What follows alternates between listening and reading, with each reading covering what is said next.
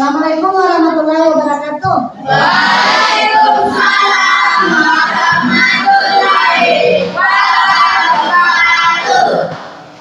Bagaimana kabarnya hari ini? Baik, Bu. Alhamdulillah. Oke, nah, sebelum belajar, mari dulu bersama-sama berdoa. Satu temannya yang penting nih, Ibu minta Ferdi memimpin doa untuk ini. Sebelum kita belajar, marilah kita bersama-sama membaca doa. Berdoa dimulai. Bismillahirrahmanirrahim. Rabbi zidni ilman warzuqni fahman. Rabbi. Oke, baiklah. Siapa yang terakhir? Buat sini, dengarkan namanya. Andi Anna Taufisa, Hadirku. Andi Bayu Ramadan, Hadirku. Haila, Hadirku. Cahayani, Hadirku. Nuraisa Lukman, Hadirku. Nur Suryana Syam, Hadirku. Raffi Noprianto, Hadirku. Resti Alvina, Fandi Bauti, Nur Resti Merani, Hadirku. Betty Febrian, Hadirku. Rastiani, Hadirku. Asman, Hadirku. Muhammad Ikram Alatir, Hadirku.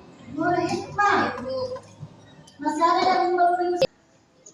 Baiklah, sebelum pembelajaran dimulai, seperti biasanya kita berliterasi dulu. Oke, nah, kita sambung ayat yang minggu lalu. Silakan buka Al-Qurannya, surah Al-Baqarah ayat 10. Satu ayat saja nih. Sudah dilihat semua Al-Qurannya? Oke, silakan dimulai.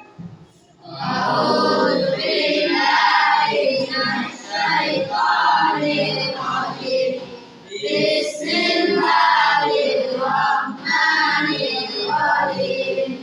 Fi qulubihim maradun fazadahum Allahu marada wa lahum adzabun alim bima kanu. Oke, jadi tujuan pembelajaran kita itu menjelaskan makna iman kepada qadar dan qadar. Ada yang tahu apa itu qadar? Ya, saya minta menanya dia. Apa itu qadarnya? Qadar adalah kehendak Allah Subhanahu wa taala mengenai segala hal dan keadaan, kebaikan atau keburukan yang sesuai dengan apa yang akan diciptakan dan tidak akan berubah sampai terwujudnya kehendak tersebut. Oke, terima kasih. Ada yang tahu qadar bagaimana? Ada yang tahu? Siapa yang bisa? Andana. Qadar adalah ketentuan yang bisa dirubah berdasarkan keinginan dan upaya seseorang. Oke, kasih tepuk tangan dulu.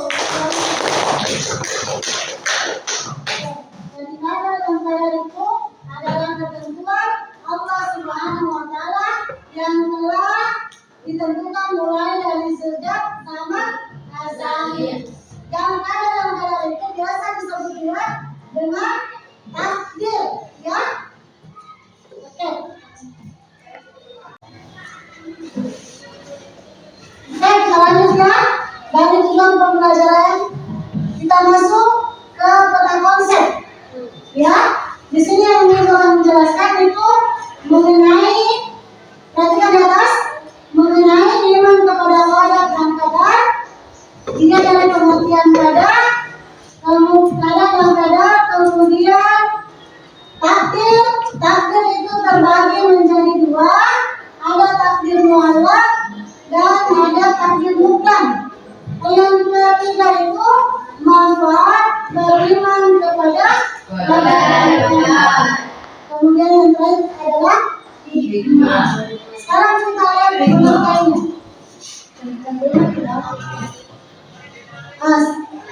Pengertian iman kepada qadar dan qadar. Iman, apa itu iman? Qadar. Qadar atau suasana hati yang percaya sepenuhnya tanpa keraguan sedikit pun. Jadi iman suasana hati ya. Iman artinya percaya dan yakin. Apa yang diyakini? Yaitu pada dan pada. Kemudian pada itu adalah ketentuan. Nah, ketentuan atau kepastian yang datangnya dari Allah Subhanahu wa Ta'ala terhadap segala sesuatu sejak zaman sesuatu itu terjadi. Artinya sudah ada nih sebelum kita dilahirkan. Nah, kemudian kadar itu adalah ketentuan Allah yang pasti berlaku bagi setiap manusia. Yang pasti berlaku pada setiap manusia. Sesuai dengan ketentuan yang telah dipastikan Allah Subhanahu wa Ta'ala. Nah, selanjutnya kita lihat contohnya. Contoh daripada qadar. Nah, yang pertama itu matahari terbit pada siang hari, bintang dan bulan terbit pada malam hari. Ya, kita lihat bagaimana sekarang. Pada siang itu ada matahari kan? Dan itu sudah ketentuannya Allah Subhanahu wa Ta'ala. Sudah ditentukan sejak bumi ini diciptakan. Sudah ditentukan memang. Kemudian yang kedua, kematian manusia. Jadi kematiannya manusia. Tidak ada yang tahu kapan kita meninggal. Ya kan? Tidak ada yang tahu. Dan itu sudah ditentukan. Dan tidak boleh ditawar-tawar. Tidak boleh diminta. Saya tidak mau meninggal, misalnya. Belum Pak menikah, misalnya. Tapi itu sudah ketentuan. Kapanpun jika Allah menghendaki pasti akan mati. Oke. Kemudian yang ketiga, kelahiran manusia. Kelahirannya manusia. Contohnya ada di buku yang melahirkan, misalnya di mobil. Kalau mobil lahir. Oke, selanjutnya ini ada LPD. Bagian masing-masing kelompok mengerjakan secara bersama-sama. Seperti biasanya, setelah bekerja, masing-masing dari kelompok menampilkan hasil dari kelompoknya. Nah, di sini dalam LPD ini ada petunjuknya.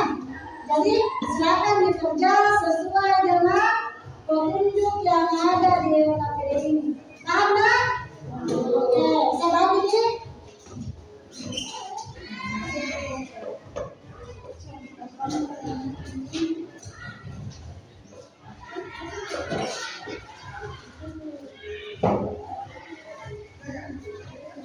Tulis nama.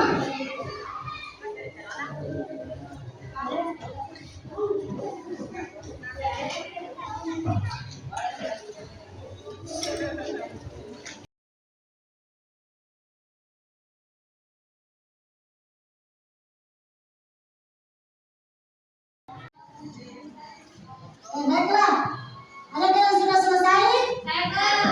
Oke, jadi siapa dulu yang mau presentasikan hasil dari kelompoknya?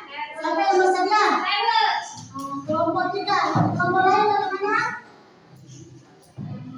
Nah, sekarang ibu tulis baik untuk kelompok 3 dulu. Silakan berdiri saja di situ di tempatnya.